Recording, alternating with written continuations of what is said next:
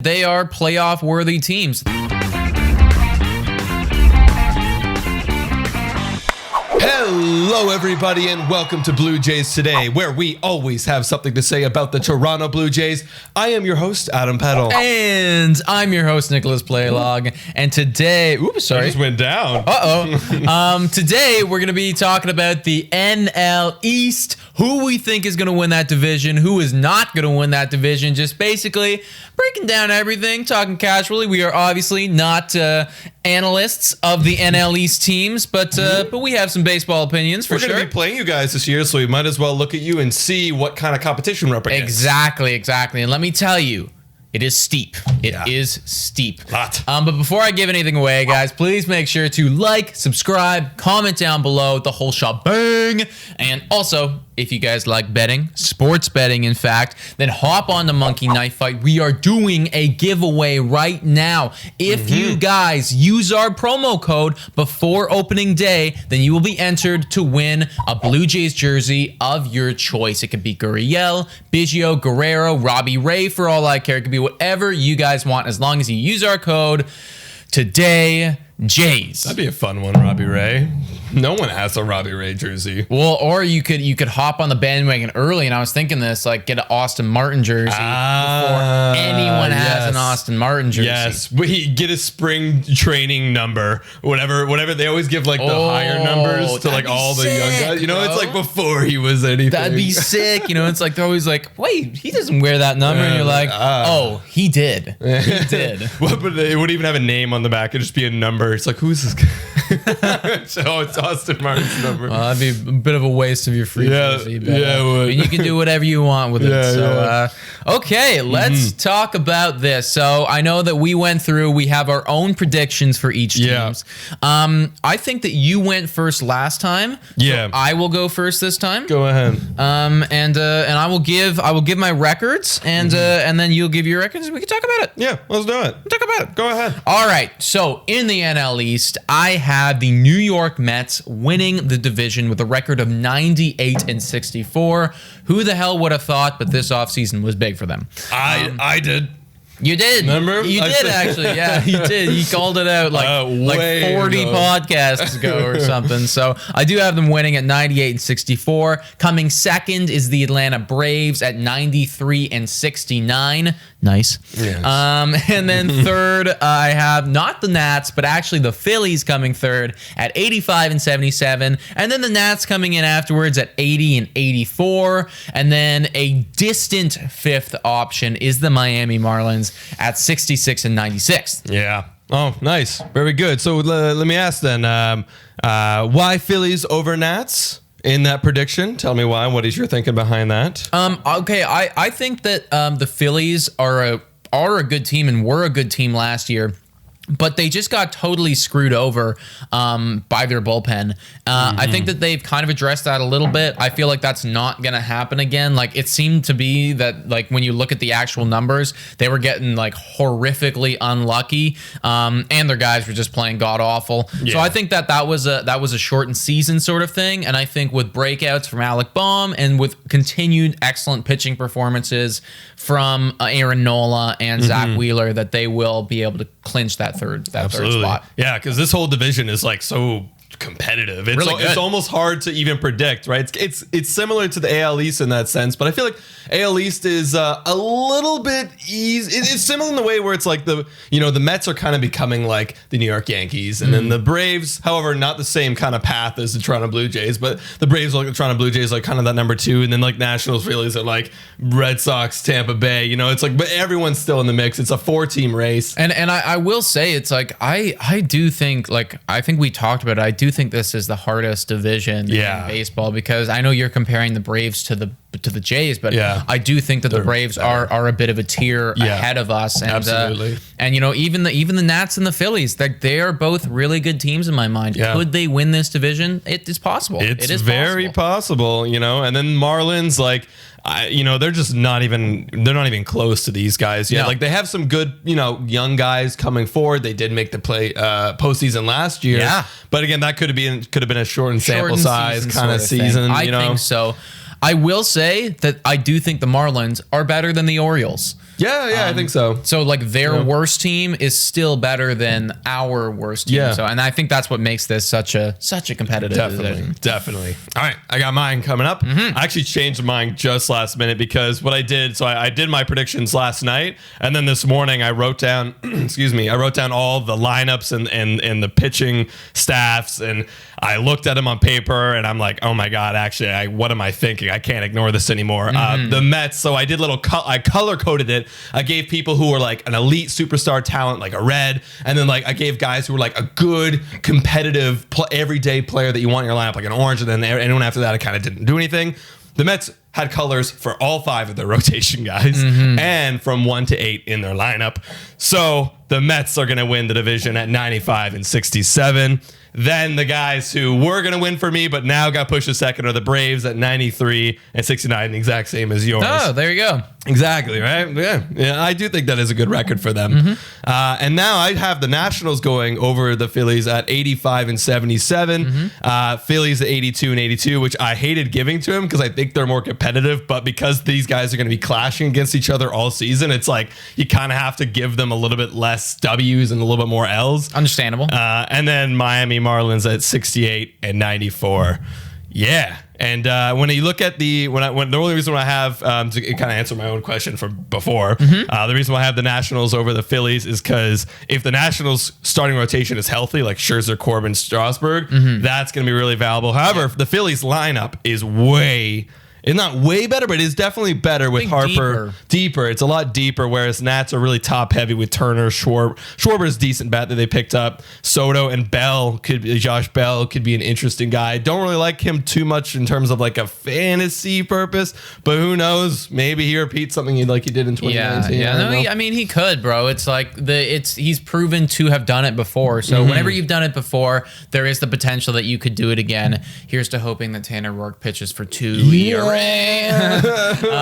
After like 5 years. After like 5 years, yeah. Kind of doubt it, but I could totally see that too. Like if those pitchers on the Nats come back into form and are healthy, obviously Scherzer's a beast, Strasburg's a beast, Corbin has proven to be a beast as well. Like they've all been proven to be elite performers. It's just, can they all get on the same page and do it once again? Yeah, I agree. Yeah. What else about this division? I mean, who's got a good chance for wild card? Well, obviously the Braves, Nats, could they potentially? Phillies, could they get a wild card? I guess so. If anyone's going to win a wild card, I'd say someone's got to be out from the NL East, and then it's either going to be the Dodgers or the Padres, whoever. Right. Yeah. I mean, I feel like that one is just like we're locking that one down. Yeah. They are going to get one of them. But yeah, I mean, all of these teams, bro, it's like we're talking about them, and it's like I really think that the Nats or the Phillies, probably not the Marlins, but like I think that they are playoff worthy teams. They have holes, whereas when you look at the Mets, I feel like there's really not that many holes. No. And on the Braves, like there's a tiny bit of holage. A little bit of holage, but still like not that much. No, their lineup's pretty full. Like, they have this guy on Roto Champ. They had Pache. I actually have no idea. I've never heard of that guy before, but he's the only kind of blank I've had. And then after that, you got, Acuna, Freeman, Ozuna, Darno, Albie, Swanson, and then Austin Riley's a young potential guy who could do something. Yeah. It's just the rotation. Like Max Fried was really good last year. They did pick up Charlie Morton. Soroka's coming back. And then after that, they have Ian Anderson, who's a young guy for them. But after that, I kind of forgot about Charlie Morton. What are you expecting from him this year? Oh man, I mean,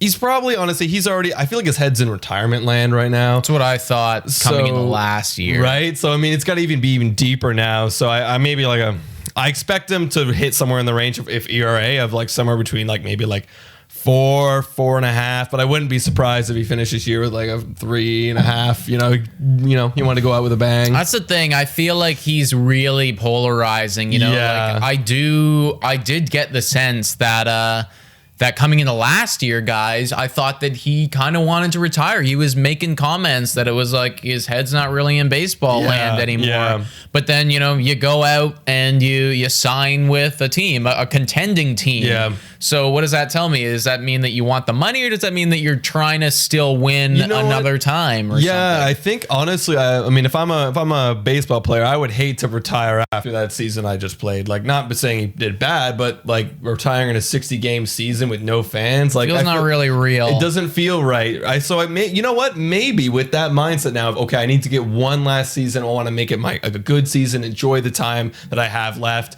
So maybe, you know, not have left like he's gonna die, but you never know. Maybe he actually comes in with a good mentality and pitches well for the Braves. And I really expect that Braves locker room is a good place to be in right now. I feel like they have that feeling that, like, hey guys, like, we're fucking good, you know, like, we are elite. And Acuna's like, I get paid how much money? I had better win some goddamn titles. Yeah. It's all about notoriety now at this point. He better build a big resume so he can get some sort of payday after all this time. Oh yeah, and like Albies is like, I get paid like fucking nothing, man. Like, I gotta win. Can you imagine you're going up to the locker room and like there's Albies at his locker and you're like, hey Albies, how's it going, man? He's like, I'm gonna kill myself. I get paid. He's like, what? Well, I get paid nothing. You came here and getting paid more than me. You know, like, that's just Charlie Morton. He's like, oh shit, I'm sorry. Yeah. You know, but they're probably not that salty. It's just like, why did I sign that deal? Well, you never know what the situation. Just safety, longevity. Yeah, you know, maybe it's more money than I'd ever make. So I'd be like, I mean, if someone were to come to me and be like, hey, here's.